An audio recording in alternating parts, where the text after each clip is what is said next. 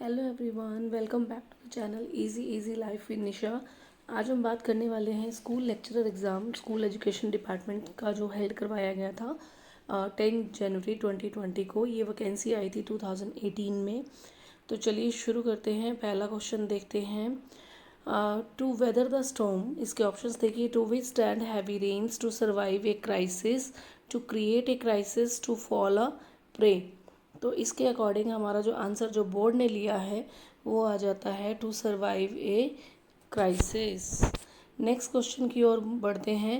To rest on one's laurels, it options देखिए। To depend on one's destiny, option to to become a restless person, to retire from active life, और to crave for undue popularity.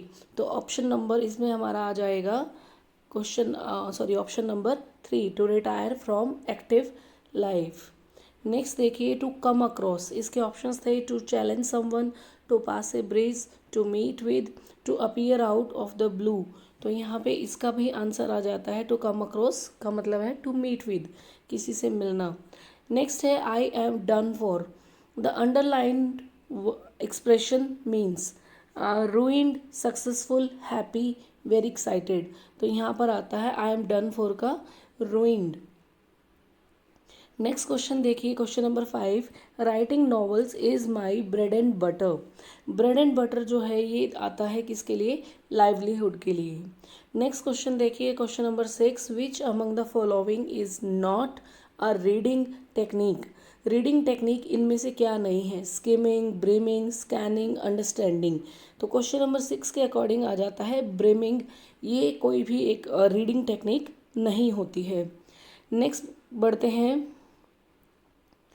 आगे। ये paragraph दिया गया है, इसको पढ़ते हैं पहले। रीडिंग कॉम्प्रिहेंशन 7 to 11 नंबर क्वेश्चन तक इसी पैराग्राफ से पूछे गए हैं। What shall I do, when shall I do it, how shall I do it, do these questions perplex you, perhaps you think of etiquette as a mysterious set of complicated rules. Long ago, someone wrote, politeness is to do and say the kindest thing in the kindest way. This is that's about all there is to ethic. Showing consideration for the interest and feeling of others. Most of the rules and conventions that fill fat books on ethic have at the foundation consideration for those with whom we come in contact. A few are based on custom. Probably in manners more than in anything else, little things are important. Keeping appointments punctually, refraining from laughter at the mistakes of others, inquiring after a sick friend, thoughtfulness in matters like these distinguishes the well-bred girl or boy. अब बढ़ते हैं question की ओर। According to the author of the passage etiquette is a mysterious set of complicated rules, rigid rule and conventions governing behavior, consideration for the interest and feelings of other, और option number 4, strict following up all our customs. तो question number 7 के according हमारा answer क्या हो जाता है? ये आता है consideration for the interest and feelings of others. Question number 8 देखिए। The thing most important in good manners is wearing expensive dresses, speaking fluent English, going to clubs and eating out, और showing thoughtfulness in small matters. तो 8 number question का answer हमारा यही होता है, option number 4, showing thoughtfulness in small matter. Next question की ओर बढ़ते हैं। Question number 9, the word refraining means, refrain करना क्या होता है? Doing whatever you like, stopping your self from doing something, laughing whole heartedly, और रिडिकुलिंग अदर्स। तो 9 नंबर क्वेश्चन के अकॉर्डिंग हमारा आता है stop your self from doing something, refrain करना। नेक्स्ट क्वेश्चन है question number 10, the word mysterious means strange, familiar, unchangeable और लैक्स। तो इसके अकॉर्डिंग हमारा आंसर आता है strange. Question number 11, A well bred person boast of his high social class, says and does the kindest thing, follow strict code of conduct, और considers little things insignificant. तो यहाँ पे हमारा आंसर आता है says and does the kindest things, a well bred person. Next question है 12 number, which one of the following features is true of a good precis. Precis के यहाँ पे अच्छे फीचर्स में कौन सा इनमें से सबसे बेस्ट ऑप्शन है वो देखना है। It includes illustration and minor details, it paraphrases the original passage, it copies sentences from the passage, और it expresses all the essential ideas of the passage briefly in the writer's own word. तो यहाँ पे हमारा जो answer आता है 12 number question का वो यही आता है। सबसे बेस्ट जो ऑप्शन है वो यही है कि प्रेसी क्या होता है, it expresses all the essential ideas of the passage briefly in writers own words. ये क्वेश्चन पहले भी आया हुआ है, पहले के एग्जाम में भी। नेक्स्ट देखिए 13 number question, choose the option that best answers the given question. प्रेसी writing is an exercise in transformation, substitution, compression और कंजंक्शन। तो 13 में हमारा आता है क्या, प्रेसी क्या होता है, कंप्रेशन होता है, कंप्रेशन ऑफ सेंटेंसेस, यानी कि उसको शॉर्ट करके लिखना है, लेकिन इनिशियल आइडियाज़ को जो भी हैं उनको इंक्लूड करना होता है। 14 number question, which among the following is not a part of precis. अब कौन सा इनमें से प्रेसी का पार्ट नहीं है। Logical order of fact, subjective interpretation, cohesive rendering और कोहेरेंस ऑफ थॉट्स। तो यहाँ पे इसमें क्या आता है कि सब्जेक्टिव इंटरप्रिटेशन नहीं है, बहुत ज़्यादा डिटेलिंग की ज़रूरत इसमें नहीं होती है, कंप्रीहेंशन इंटरप्रिटेशन की यहाँ पर ज़रूरत नहीं पड़ती है। नेक्स्ट देखिए 15 number question, the purpose of writing a precis is to cover every detail given in the original, to prepare notes, to inform the reader of the content of the passage in a concise form, or to understand the meaning and process of summarizing। तो यहाँ पे 15 number में हमारा answer क्या आता है, to inform the reader of the content of the passage in a concise form. ठीक है, यहाँ पे अंडरस्टैंड नहीं है, इन्फॉर्म द रीडर, जो भी पढ़ने वाले हैं उस कंटेंट को, जो पैसेज दिया गया है उसको कंसाइज फॉर्म में लिखना ही एक प्रेसी होता है। नेक्स्ट देखिए 16 number question, which among the following is nearest to the technique of writing a precis. Abstraction, notification, summarising, classifying. 16 question में आंसर आता है समराइजिंग। नेक्स्ट देखिए 17 number question, which among the following is not a part of a letter format. Letter format इनमें से जो भी हम letter right करते हैं, पर्सनल लेटर है या बिजनेस लेटर्स हैं, सोशल लेटर्स हैं, उनमें से कौन सा जो लेटर फॉर्मेट जो दिया जाता है उसमें इनमें से कौन सा पार्ट नहीं होता है। तो 17 में आंसर आ जाता है वो हमारा सीधा साधा सा यही है, फिल्ट्रेशन नहीं होता है, सैल्यूटेशन वर्ड्स होते हैं, कॉम्प्लीमेंट्री क्लॉज भी होता है, मेन बॉडी तो होती है हर तरह के लेटर में, लेकिन फिल्ट्रेशन जैसा कुछ नहीं होता है। 18 नंबर क्वेश्चन जो है, इस क्वेश्चन को डिलीट किया गया है, आरपीएससी के द्वारा स्टार कर दिया गया है, विच मीन्स इज डिलीटेड। ठीक है, 19 नंबर क्वेश्चन की ओर मूव ऑन करते हैं, which one of the following is not a characteristics of a business letter. Business letter की इनमें से कौन सी एक कैरेक्टरिस्टिक्स नहीं है। It deals with commercial activities, it is characterised by commercial and technical vocabulary, the addresser relationship in its informal, it is impartial and objective. तो देखिए यहाँ पे इनफॉर्मल नहीं होता, फॉर्मल होता है, तो यहाँ पे हमारा आंसर जो है वो 3rd नंबर हो जाता है। नेक्स्ट देखिए क्वेश्चन नंबर 20 की ओर बढ़ते हैं, the correct definition of a report is a note recording something for future use, a written और प्रिंटेड इंफॉर्मेशन और news announcement, a large write up for outdoor publicity and projection, an account और statement that describes an event, situation और occurrence. तो 20 का question number के according हमारा answer आता है नंबर 4, एन अकाउंट और statement that describes an event, situation और ऑक्यूरेंस। नेक्स्ट देखिए 21 number question, which one of the following is not a characteristics of report. कभी भी आप कोई भी एग्ज़ाम देते हैं तो सबसे पहले हमारे लिए इतना ज़्यादा स्ट्रेस होता है उस टाइम पे कि कई चीज़ें सामने ही नहीं आती हैं। तो ऐसे क्वेश्चंस को जो जिसमें नोट को आइडेंटिफाई करना हो, नोट दिया गया है और हमारे पास इतना ज़्यादा स्ट्रेस हो चुका होता है हमारे दिमाग में कि वो नोट दिखाई ही नहीं देता है, तो यहाँ पे अंडरलाइन इसको कर लेना चाहिए। लेकिन लकीली ऐसे सारे क्वेश्चन अभी जो इस एग्जाम पेपर में नोट के नीचे अंडरलाइन किया गया है, तो आप देख सकते हैं कि कितना ईजी कर दिया गया है ना।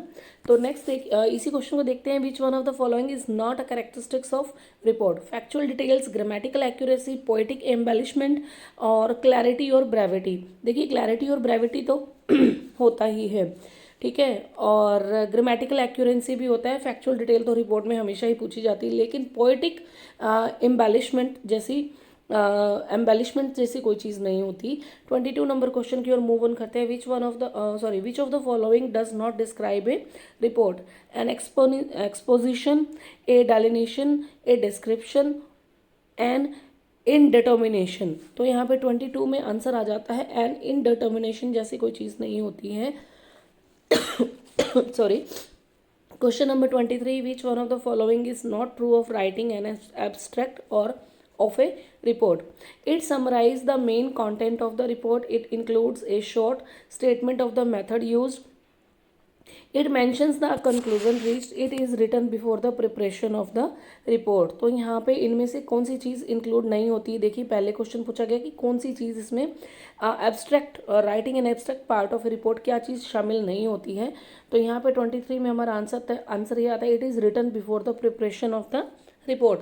रिपोर्ट की प्रिपरेशन से पहले इसको नहीं लिखा जाता है, तो ये नहीं होता। 24 नंबर क्वेश्चन की ओर मूव ऑन करते हैं। How according to Milton on his blindness does one best serve God? ये क्वेश्चन तो मल्टीपल टाइम क्वेश्चन आ रहा है लगातार पेपर्स में।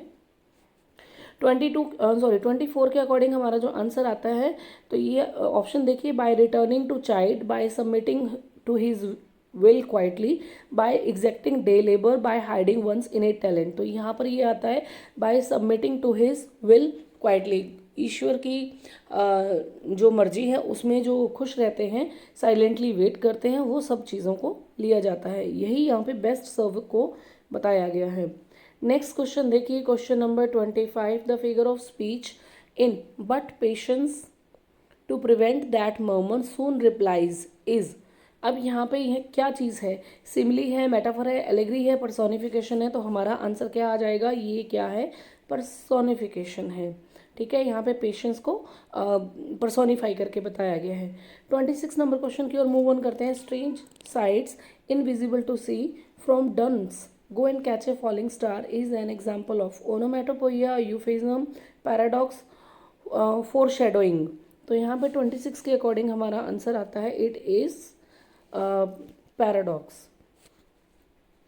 Question number 27. The last line of the poem "Go and Catch a Falling Star" by Donne reads: "Live a woman true and fair, such a pilgrimage were sweet.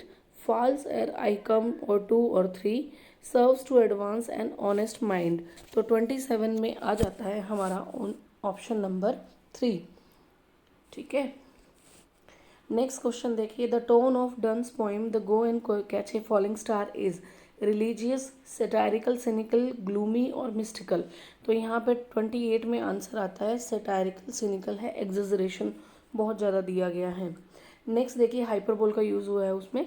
29 number question की ओर move on करते हैं। Which two words rhyme in the last 2 lines of the first stanza of Daffodils? Trees and breeze, fluttering and dancing, I and lie, glance and dance. तो यहाँ पे कौन से words जो है वो लास्ट लाइन्स में राइम करते हैं? वो करते हैं trees and breeze. Question number 30। Wordsworth describe the daffodils a host.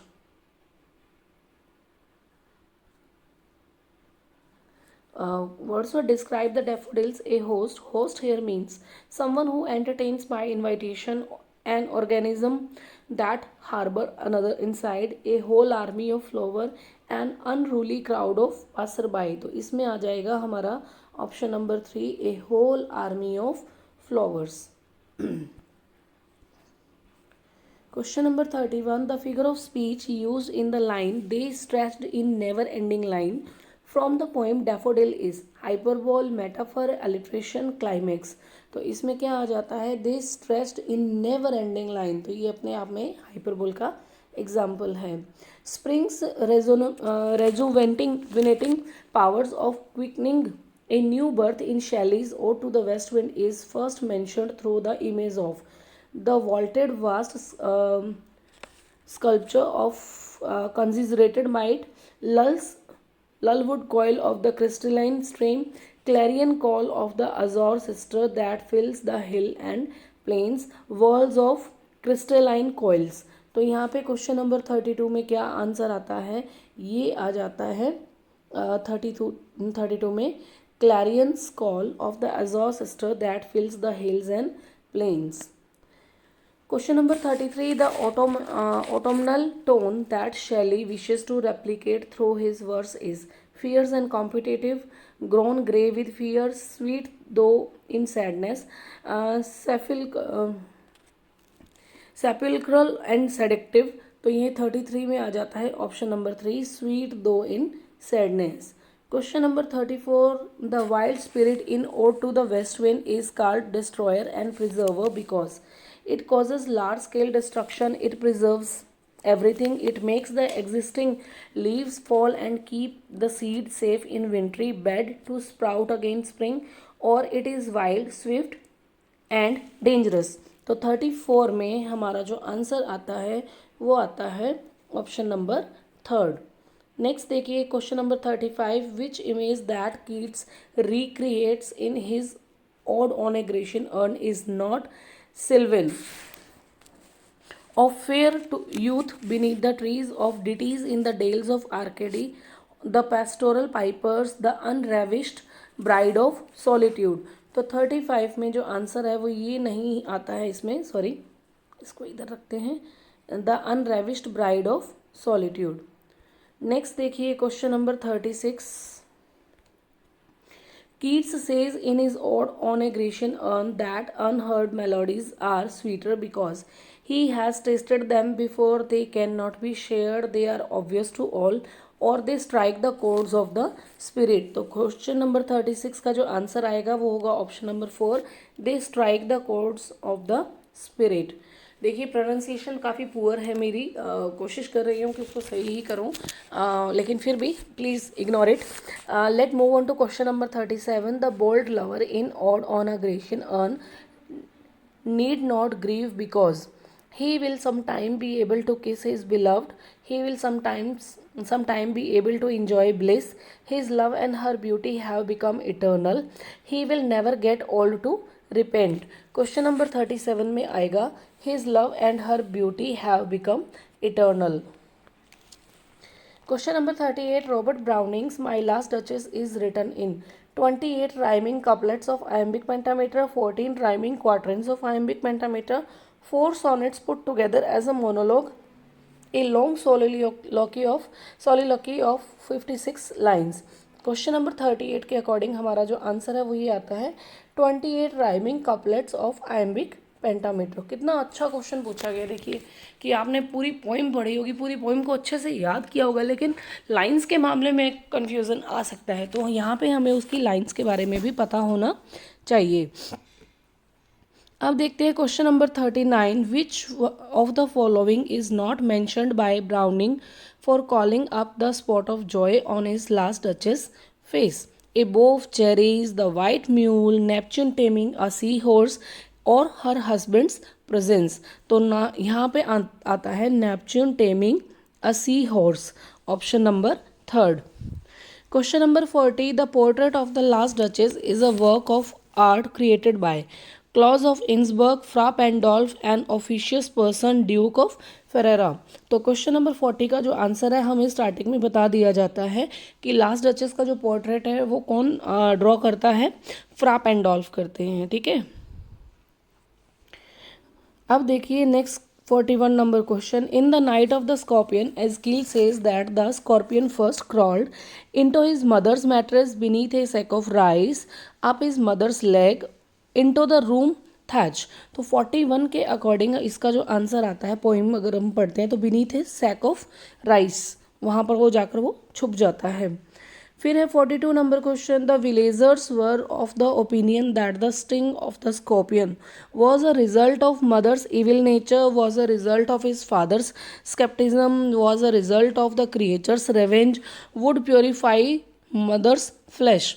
तो 42 के अकॉर्डिंग इसका जो आंसर आता है जो बोर्ड ने दिया है वो है option number 4, would purify the mother's flesh. Next question देखिए 43, the last report of the father to counteract the scorpion's poison was to curse and chide, pray to the diabolical spirits, pour paraffin and put a match to mother's toe, call a clairvoyant to know the mother's fate। तो यहाँ पर 43 में हम क्या देखते हैं, इसका answer आता है put paraffin and put a match to mother's toe, जहाँ पे वो स्कॉर्पियन बाइट करता है, स्टिंग करता है। Question number 44, the writing the writhing of eunuchs in vacant ecstasy in the dance of eunuch alludes to their contentment in life, emotional blankness, physical agility, zeal and enthusiasm। 44 में answer आ जाता है emotional blankness को, ये poem जो है dance of unique जो कमला दास की है वो शो करती है। नेक्स्ट देखिए question number 45, Kamala Das in her poem dance of the eunuchs set up a contrast between greenery and deluge, ecstasy and sterility, mirth and glee, heat and dust। तो question number 45 का जो आंसर आता है वो आता है option number 2। Let move on. Question number 46, what did the eunuchs not sing about as they danced in Kamala Das poem on them? Lovers dying, children left unborn, melancholy themes, better times to come। 46 में हम जब इनकी poem को पढ़ते हैं तो वो तीनों ऑप्शन हमें दिखाई देते हैं, लेकिन बेटर टाइम्स टू कम की ऐसी कोई भी जो एक डिस्क्रिप्शन है वो हमें वहाँ पर दिखाई नहीं देता है। Question number 47, when is the title of the thane of Cawdor bestowed on Macbeth and by whom? On the barren heath by Banquo, and Inverness by Lady Macbeth, following the defeat of Norway by Duncan, or during the battle by the king's emissary Ross। 47 के according इसका answer आता है following the defeat of Norway by Duncan. Question number 48, will all great Neptune's ocean wash this blood clean from my hand? Who says this and when? यहाँ पर ये बहुत अच्छा question है, जिसने भी ये ड्रामा अगर अच्छे से पढ़ा हुआ है, क्योंकि डिटेल क्वेश्चन ही यहाँ पर पूछे जाते हैं आरपीएससी के द्वारा, तो हमें उसके लिए वेल प्रिपेयर होना बहुत ज़रूरी है। बहुत अच्छी लाइन पूछी गई है, Lady Macbeth in her sleep walking, Macbeth after murdering Duncan, Banquo's ghost at the banquet, और मैकडफ्स वाइफ्स मर्डरर्स। अब ये लाइंस किसके द्वारा कही गई हैं, तो ये कही गई हैं मैकबेथ के द्वारा, किसको मारने के बाद, किंग डंकन को किल करने के बाद में वो ये लाइनें बोलता है। Question number 49, tomorrow and tomorrow and tomorrow Macbeth utters this on hearing of Birnam Wood moving, Macduff's birth's truth, Lady Macbeth's death, और डोनाल्ड बेन्स एस्केप। किसके बारे में ये वर्ड्स जो है वो मैकबेथ के मुंह से निकलते हैं, या वो किस वजह से बोलता है, किसके लिए बोलता है? तो 49 के अकॉर्डिंग हमारा जो आंसर है वो होता है लेडी मैकबेथ्स डेथ, कि जब लेडी मैकबेथ की डेथ हो जाती है तब। Question number 50, according to Macbeth the chief nourisher in life's feast is rich diet, sleep, love, और सोलेस ऑफर्ड बाय फ्रेंड्स। तो कौन सी ऐसी चीज़ है जो हमारी लाइफ में सबसे बड़ा फीस्ट नरिशर का काम करती है? वो कौन सी चीज़ होती है? वो होती है sleep. Question number 51, Rosalind in Shakespeare's As You Like It disguises herself as. Rosalind के बारे में ये क्वेश्चन भी पहले भी पूछा जा चुका है। रोजलिन कौन से मतलब कैरेक्टर के रूप में डिसगाइज होती है? तो वो होती है गैनीमीड के रूप में। 51 नंबर क्वेश्चन। अब देखते हैं question number 52, according to Jaques in his monologue all the world is a stage, what is the 7th stage? A slippered pantaloon with spectacles, second childishness and mere oblivion, a woeful ballad with strange oaths full of wise saws and modern instances। तो ये आता है 7th stage, second childishness and mere oblivion। ये question भी पहले आ चुका है। Question number 53, who utters the words oh cause my pretty little cause, that thou didst know how many fathom deep I am in love in as you like it। ये lines किसके द्वारा कही गई हैं 53 में? ये कही गई हैं जी रोजलिन के द्वारा। Question option number 4। Question number 54 की ओर देखिए। In the epilogue Rosalind before bidding farewell makes a last appeal to Jacques to be happy, her father to live in Arden, the woman in the audience to like the play, Ganymede not to trouble Orlando। तो यहाँ पर ये आती हैं किसके लिए 54 में, the woman in the audience to like the play। Question number 55, what is Bacon's prescription for those whose wits are wandering। ये क्वेश्चन भी पहले आया हुआ है, ठीक है। अगर किसी की विट्स वेंडर करती हैं, कंसिडरेशन नहीं हो पाता, तो उसको किसकी स्टडी करनी चाहिए।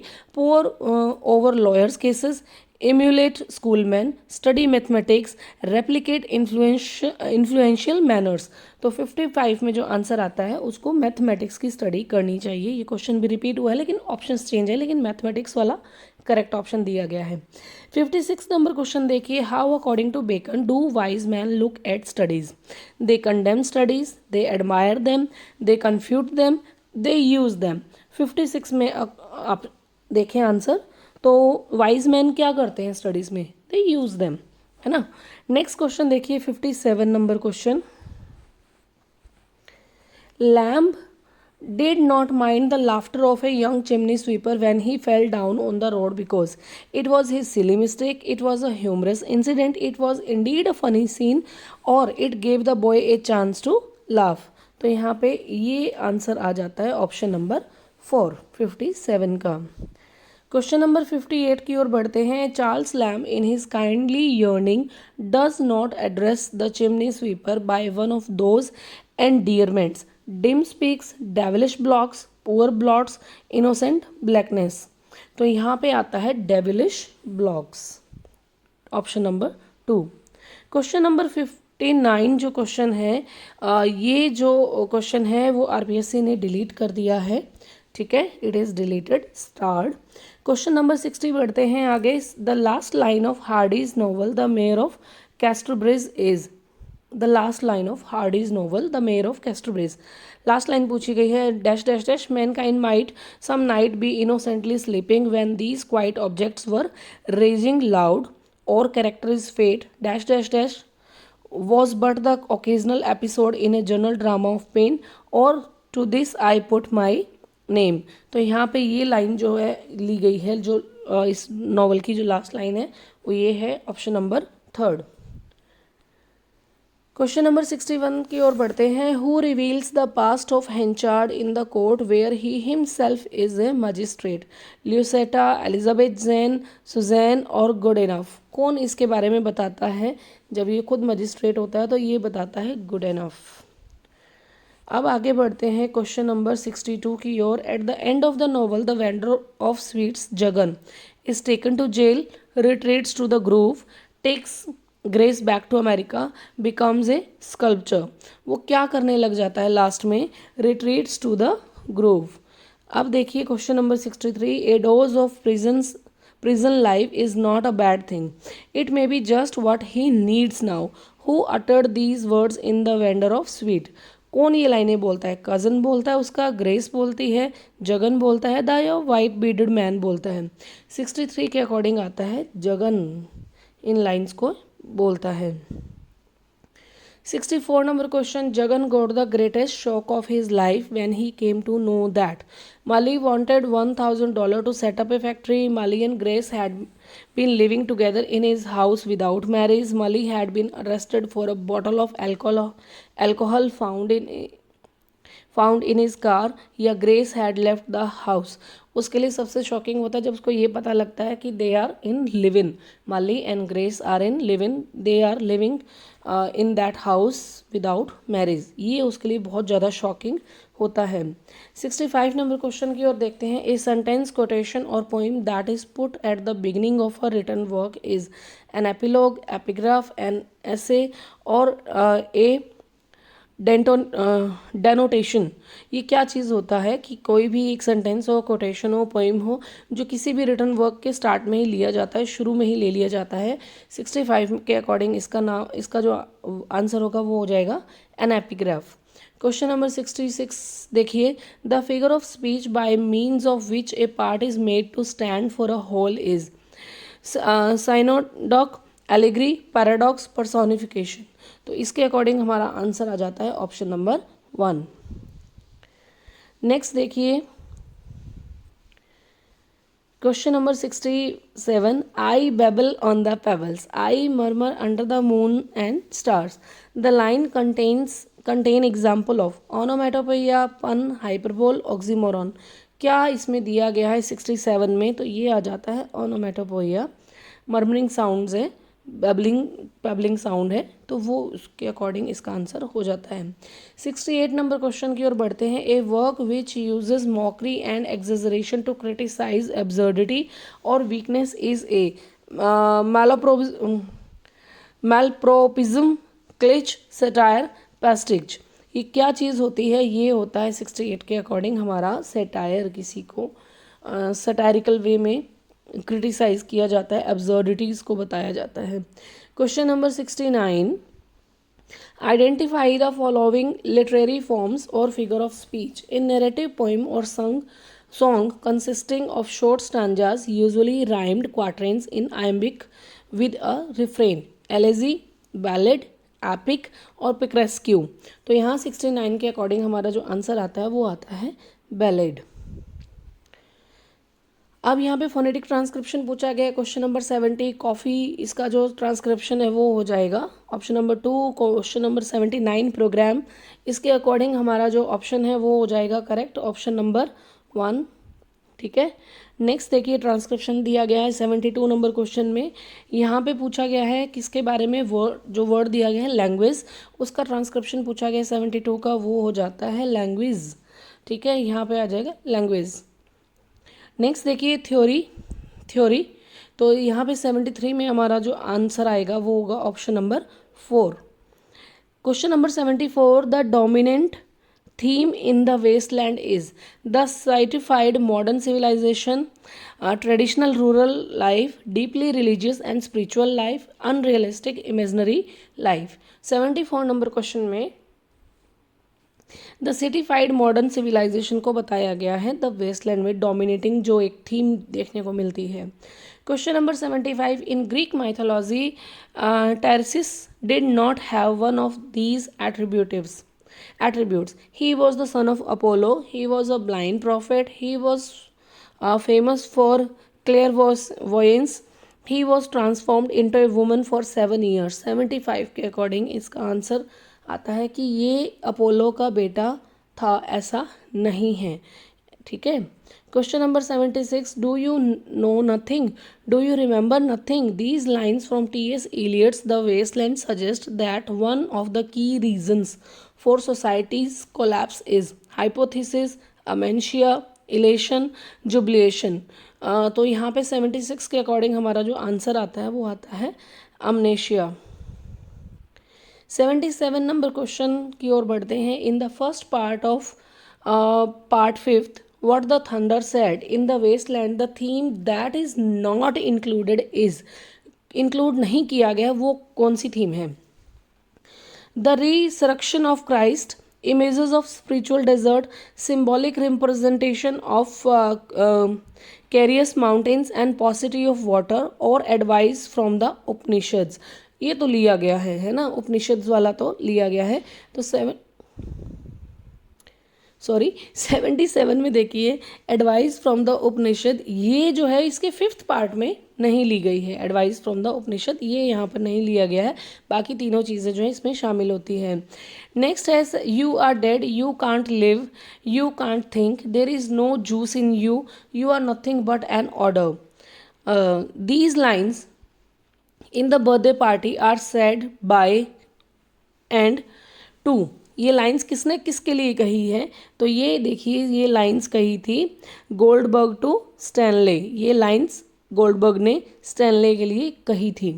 Question number 79, the two who come to stay at the boarding house together in Harold Pinter's the birthday party are Petey and Meg, Teddy and Joe, Goldberg and McCann, Stanley and Lulu. कौन दो लोग एक साथ रहने आए थे? तो वो आए थे गोल्डबर्ग एंड मकैन, ये दोनों लोग साथ में रहने के लिए वहाँ पर आए थे।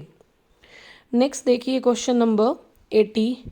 Harold Pinter's the birthday Party is called a comedy of, ये कॉमेडी ऑफ मिनेंस है, मिनेस है, काफ़ी बार ये क्वेश्चन पूछा गया है। 81 नंबर क्वेश्चन देखिए, in Anita Desai the cry the peacock the author does not use the image और symbol of suckling rats, slithering iguanas, caged monkeys और पेनिटेंट डंकीज। तो 81 में यहाँ पे डंकीज का कोई भी ऐसा रेफरेंस नहीं दिया गया है।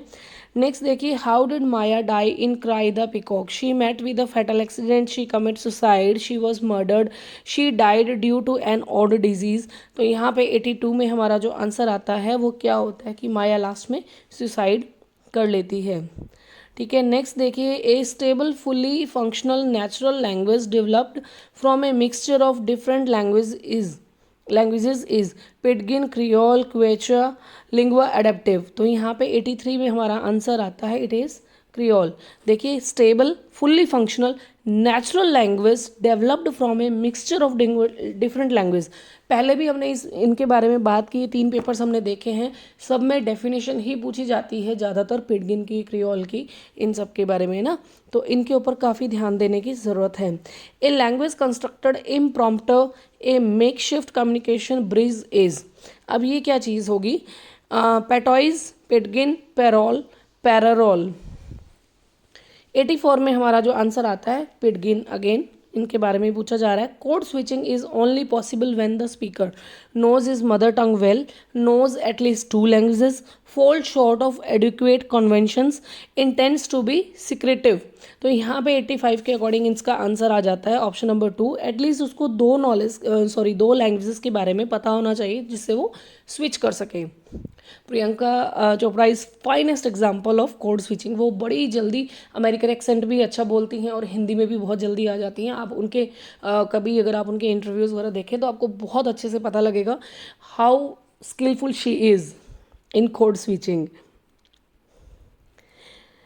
नेक्स्ट देखिए, code mixing refers to the ability to use several languages fluently, translating words and phrases from one language to another language, using words and phrases from one language only, using lexical and grammatical items from 2 languages in same utterance. तो question number 86 में हमारा जो option number 4 है वो आ जाता है कि कोड मिक्सिंग क्या चीज़ है, जब हम लेक्सिकल और ग्रामेटिकल आइटम्स को अलग अलग लैंग्वेजेस की सेम अटरेंस में यूज़ करते हैं उसे कोड मिक्सिंग कहा जाता है। नेक्स्ट देखिए, choose the option not true of pidgin, pidgin के मामले में कौन सा ऑप्शन करेक्ट नहीं है। It is a contact language use specially for specific business, it is use for by communities which do not share a common language, it is not a hybrid language, it has low prestige in comparison to other standard languages। तो यहाँ पे ये answer इसका आ जाता है, it is not a hybrid language, ये पिडगिन के बारे में सही नहीं है। Question number 88, choose the option not true of creole, creole के बारे में जो स्टेटमेंट जो दिए गए हैं आगे उनमें से कौन सा सही नहीं है। Pidgin is a necessary precedent of creole, it is nativized by children as their first language, it acquires a standardized vocabulary in due course, it does not have any sound system। 88 के according ये आ जाता है इसका correct answer, it does not have any sound system, ये correct नहीं है। Question number 89, which of the following influences the classroom behaviour of a learner the most on the teacher, the monitor, the peer group, the principal. कौन सबसे ज़्यादा influence करता है, teacher करता है। ठीक है, नेक्स्ट देखिए question number 90, the primary task of the teacher is to teach the prescribed curriculum, to stimulate and guide student learning, to promote habits of conformity to adults demand and expectation, और to provide diagnostic and remedial aid whenever required। तो ये आता है इसका answer number 2, to stimulate and guide student learning.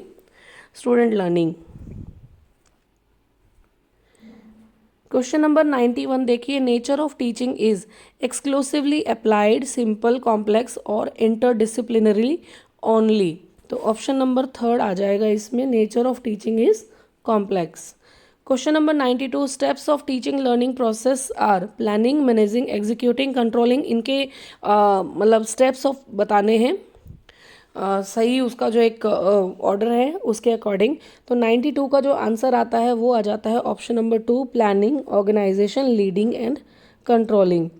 Question number 93, the schools help the people to assimilate culture, enjoy culture, protest against culture और ignore culture.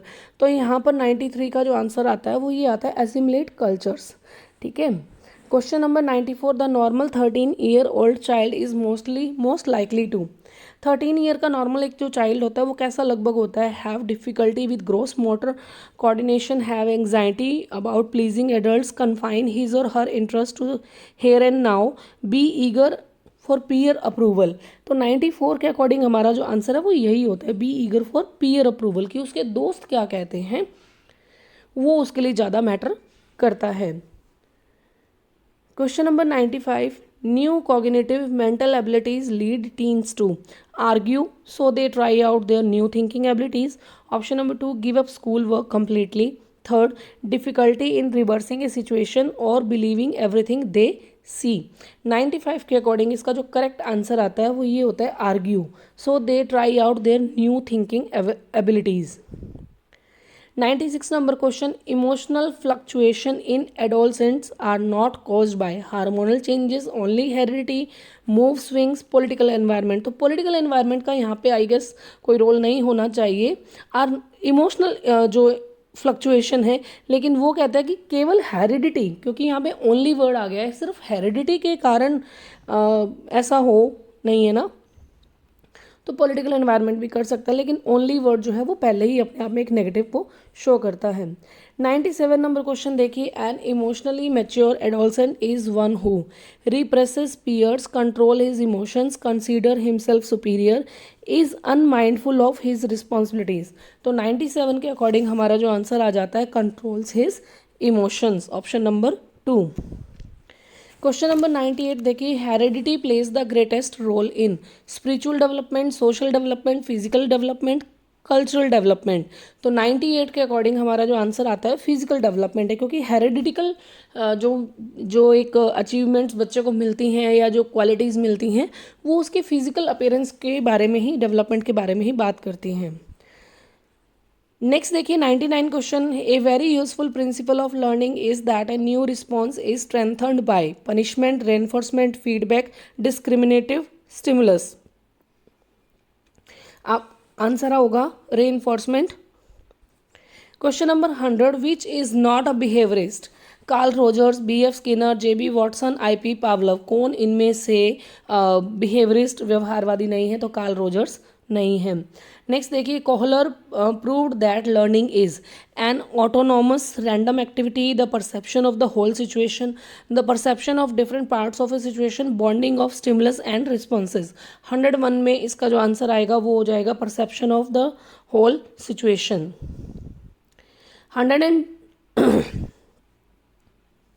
102 number question की ओर move on करते हैं, which one of the following is the most important for teaching a concept? Using advance organiser, law of exercise, law of belongingness, encouraging students for discovery. तो 102 में जो answer आता है वो आता है using advance organiser. Question number 103, which among the following is not a stage of cognitive development according to Bruner? Bruner के according इनमें से कौन सी कॉग्निटिव डेवलपमेंट की स्टेज नहीं है? Enactive stage, iconic stage, initiative stage और सिंबॉलिक स्टेज। तो 103 के अकॉर्डिंग हमारा जो आएगा इंट्यूटिव स्टेज जो है वो इसमें कॉग्निटिव नहीं होती है। 104 के अकॉर्डिंग क्वेश्चन देखिए, the book emotional intelligence why it can matter more than IQ is written by. तो ये जो बुक है इमोशनल इंटेलिजेंस, ये किसके द्वारा लिखी गई है? तो ये लिखी गई है डैनियल गोलमैन के द्वारा। ठीक है। 105 नंबर question, in case a student points out an error in a question paper you will as an invigilator. कोई स्टूडेंट जो है वो एरर शो करता है किसी क्वेश्चन पेपर में और आप उस एग्ज़ाम पेपर जो हो रहा है, कंडक्ट करवाया जा रहा है, उसमें एक इन्विजिलेटर है, तो आप क्या करेंगे? Inform the available subject teacher, immediately correct the error, advise him to wait till the correction is made by the appropriate authority, not entertain the complaint at all. तो यहाँ पे 105 में जो सबसे सूटेबल आंसर है वो यही होगा कि उस बच्चे को वेट करने के लिए कहा जाएगा जब तक कि अप्रोप्रिएट अथॉरिटीज़ जो है वो उस क्वेश्चन को जो उसके एरर को सही नहीं कर देती हैं।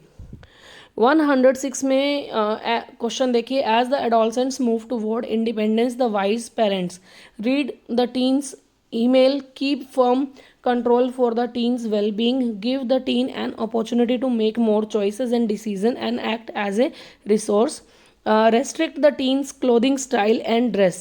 तो ये देखिए जो वाइज पेरेंट्स जो है वो क्या करते हैं एडोलसेंट्स के लिए, जब वो इंडिपेंडेंस की ओर बढ़ते हैं वो क्या कंट्रोलिंग चीज़ें लेते हैं। वो जो अच्छे जो पेरेंट्स हैं वो क्या करते हैं, give the teen an opportunity to make more choices and decision and act as a resource. ये ऑप्शन नंबर 3 इसका करेक्ट आंसर होगा। 107 number question, which of the following is not a component of emotional intelligence. Emotional intelligence का एक component इनमें से कौन सा नहीं है? सेल्फ अवेयरनेस नहीं होती, सेल्फ रेगुलेशन नहीं होता, सेल्फ प्रेजेंटेशन नहीं होता, या एम्पैथी नहीं होता है। क्या चीज़ इसमें से नहीं होती है? तो सेल्फ प्रेजेंटेशन जैसी कोई चीज़ इमोशनल इंटेलिजेंस में नहीं आती है। क्वेश्चन नंबर 108 देखिए, which of the following is not a symptom of maladjustment. Maladjustment कुसमायोजन का इनमें से कौन सा एक सिम्टम नहीं है? Nail biting, day dreaming, truancy, high stress, truancy. क्या चीज़ इसमें नहीं होती है? 108 के अकॉर्डिंग डे ड्रीमिंग जो है वो इसका एक सिम्टम नहीं है। ठीक है, एडोलसेंस में डे ड्रीमिंग नॉर्मल है, लेकिन माल एडजस्टमेंट वाली ऐसी कोई चीज़ नहीं होती है।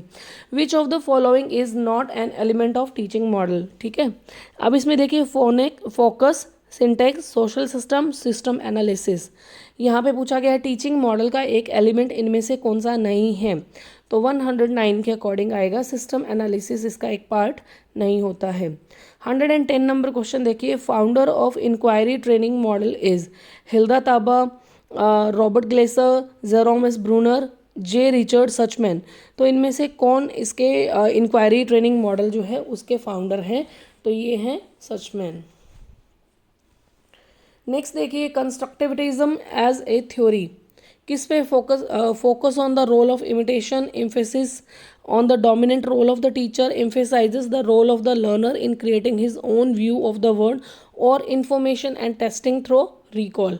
तो इसका जो आंसर होगा वो हो गया कंस्ट्रक्टिविज्म क्या कहता है, emphasis the role of the learner in creating his own view of the world. 112 number question, who develop the advance organiser model of teaching. ये किसने दिया था? 112 का बहुत इजी आंसर है डेविड पी ऑसुबेल जो हैं, इन्होंने advance organiser model of teaching दिया था। 113 which of the following arrangement is correct. अब इसमें करेक्ट ऑर्डर को बताना है 113 में। अब लकीली कहिए या क्या, आरपीएससी ने इस क्वेश्चन को डिलीट कर दिया है। ठीक है, और ये जो आंसर आपको सारे बताए गए हैं इसकी ऑथेंटिक आंसर की से ही बताए गए हैं। आप चाहे तो स्वयं आरपीएससी की वेबसाइट से इसे डाउनलोड भी कर सकते हैं। Let's move on to the question number 114. The CAI computer assisted instruction technique based on programmed instruction is कौन सी होती है? Frame based CAI, problem solving CAI, generative CAI और इंटेलिजेंट CAI। ठीक है, तो यहाँ पर ये इसका जो आंसर होता है वो होता है फ्रेम बेस्ड CAI यानी कंप्यूटर असिस्टेड इंस्ट्रक्शन टेक्निक। अब देखिए question number 115, which approach out of the following is known as educational technology? Third, hardware approach, software approach, system approach या डिस्कवरी अप्रोच। तो 115 के अकॉर्डिंग हमारा जो आंसर होगा वो हो जाएगा option number 3, it is system approach. Next देखिए, system approach is the outcome of humanistic view, behaviouristic view, cognitivistic view, constructive view. 3 के अकॉर्डिंग हमारा जो आंसर हो जाता है वो हो जाता है cognitivistic view. Question number 117, a CPU central processing unit contains. A card reader and a printing device, an analytical engine and a control unit, a control unit and an arithmetic logic unit, an arithmetic logic unit and a card reader.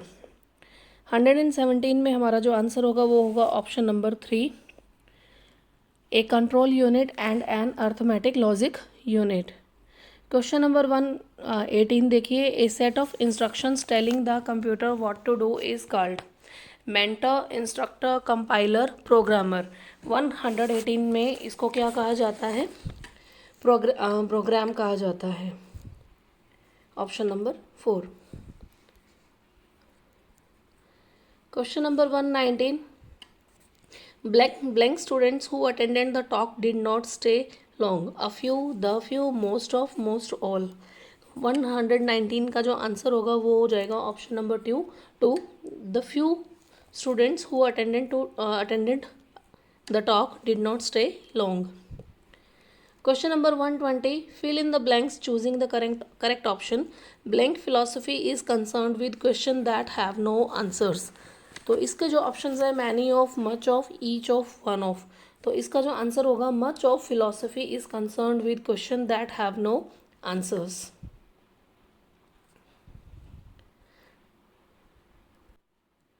Question number 121, there is blank room left in the auditorium, many, few, a few, little. तो इसका answer आ जाएगा little. Next देखिए 122 number question, do you know Orwell's books? I haven't read much, some, more, any. 122 में इसका जो answer आएगा वो हो जाएगा any, I haven't read any. 123 question, add blank vowel after blank last consonant. तो यहाँ पे इसके अकॉर्डिंग इसका जो आंसर आएगा वो क्या हो जाएगा 123 का, वो होगा option number 4, add a vowel after the last consonant। Number 124 question, have you blank the door tight, shuttered, shuttered, shut, shat। 124 के अकॉर्डिंग इसका आंसर होगा shut। ठीक है, थर्ड फॉर्म पूछी गई है। Question number 125, he blank the college last year। तो इसका बहुत सिंपल सा आंसर है, सिंपल पास्ट टेंस है, तो लेफ्ट हो जाएगा। Question number 126, the particular problem blank us for a long time now, has been troubling, may troubling be, is been troubling, has been troubled। तो 126 के अकॉर्डिंग इसका answer क्या होगा, has been troubling। Question number 127, he is disappointed at not blank to see any play while he was in Kolkata, have gone, having gone, have go, have good, have good. 127 question है, इसका जो answer है having gone. आगे देखिए 128 number question, if I had the instruction manual I would know what to do said the passenger. अब ये indirect में करना है, लेकिन देखिए इस क्वेश्चन को आरपीएससी ने डिलीट कर दिया है। अब बढ़ते हैं क्वेश्चन नंबर 129 की ओर। Mohit said to Monu where is your house. इसके क्वेश्चन के अकॉर्डिंग, इस क्वेश्चन के अकॉर्डिंग इसका जो आंसर क्या बनता है, Mohit said to Monu, Mohit asked Monu where is your house. तो 129 के अकॉर्डिंग हमारा जो ऑप्शन बनता है, Mohit asked Monu where his house was. Option number 4 जो है इसका करेक्ट आंसर हो जाता है। Question number 130, he said that he needn't be in the office till 10 the next morning.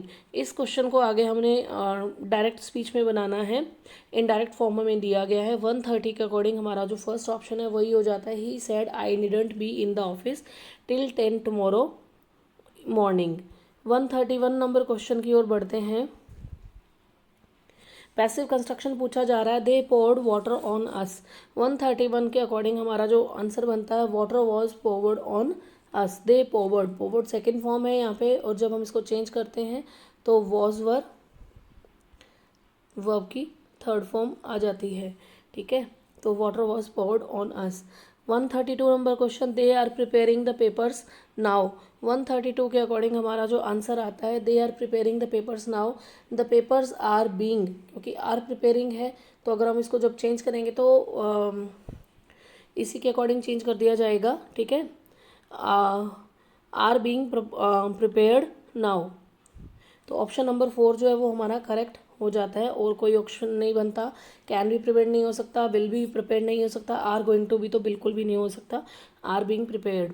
अब देखिए 133 number question, what makes these holes. ठीक है, पैसिव बताना है यहाँ पर, व्हाट मेक्स दीज होल्स। तो यहाँ पे क्वेश्चन नंबर है 133 और इसका जो आंसर है वो हो जाएगा option number 2, what are these holes made by. What makes, क्योंकि यहाँ पे वर्ब की फर्स्ट फॉर्म के साथ एस लगा हुआ है, तो जब हम इसको चेंज करते हैं तो इज एम आर वर्ब की थर्ड फॉर्म में चेंज कर देते हैं। ठीक है, तो यहाँ पे इसका आंसर आएगा what are these holes made by. Next question देखिए 134, When their mother was ill, the children were looked after by their neighbors। इस सेंटेंस को बनाना है, एक्टिव सेंटेंस में बनाना है।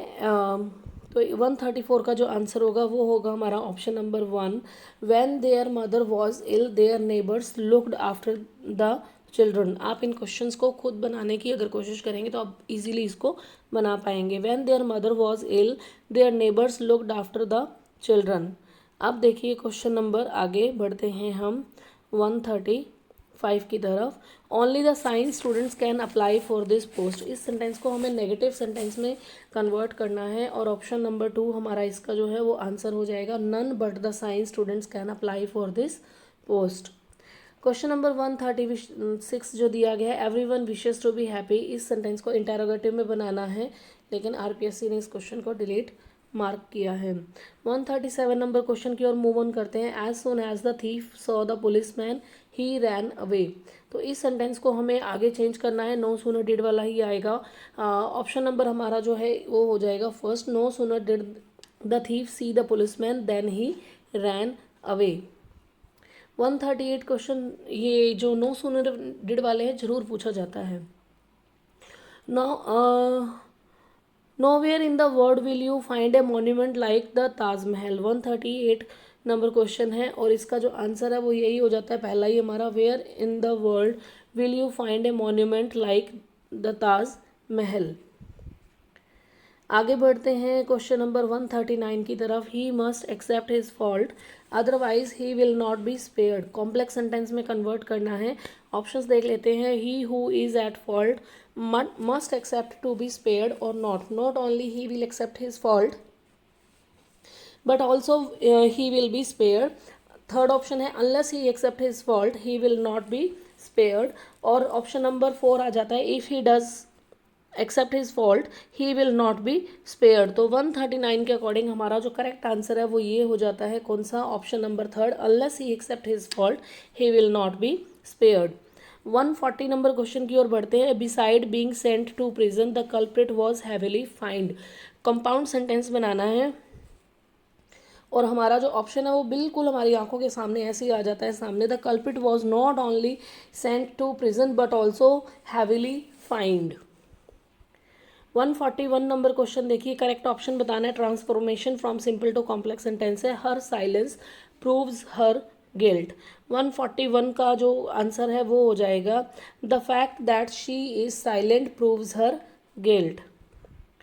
142 number question, I was the first to reach the winning end. इस sentence को complex में कन्वर्ट करना है और ऑप्शन नंबर 1 ही हमारा आंसर हो जाता है, I was the first who reach the winning end. अब बढ़ते हैं क्वेश्चन नंबर 143 की तरफ। The teacher as well as his principal blank exonerated were are was have been. 143 के अकॉर्डिंग हमारे ऑप्शंस जो दिए गए हैं इसमें आ जाएगा was as well as his principal was exonerated. Next है 144, you blank have stood so long in the queue in this heat. 144 में जो ऑप्शंस हैं उसके अकॉर्डिंग आ जाएगा, you should not have stood so long in the queue in this heat. Question number 145, did he blank criticise my arrangements. 145 के according इसके options देखिए, might, would, dare, could. 145 में हमारा आंसर आएगा dare. Did he dare criticise my arrangements. 146 number question, neither the student nor their teacher blank quite prepared. Options हैं are, is, were, have been. Option number 2 इसका correct answer हो जाएगा, neither the student nor their teacher. ठीक है, teachers होता तो are आ जाता, teacher की बात हो रही है तो इज आएगा। 147 number question, they got married blank 17। तो यहाँ पर पूछा गया है कि कब उनकी शादी हुई। ऑप्शंस है अबव, ओवर, इनटू, एट। तो यहाँ पे आ जाएगा एट 17। नेक्स्ट देखिए 148, there is no cure blank that disease of for to about. तो यहाँ पे आएगा for that disease. Second last question यानी कि 149 number question, blank doing the cooking I can help you with your computer work as well. Option है beside, besides, except, also. तो यहाँ पे आ जाएगा ऑप्शन नंबर 2 बिसाइड्स। और लास्ट क्वेश्चन जो है इस पेपर का, he got to the station just blank time to catch the 8:45 shuttle. तो यहाँ पे इसका जो ऑप्शन है बाय, इन, अपॉन, एट। तो यहाँ पे आ जाएगा he got to the station just in time. In time ही इसका जो करेक्ट आंसर है वो जो होगा, सॉरी।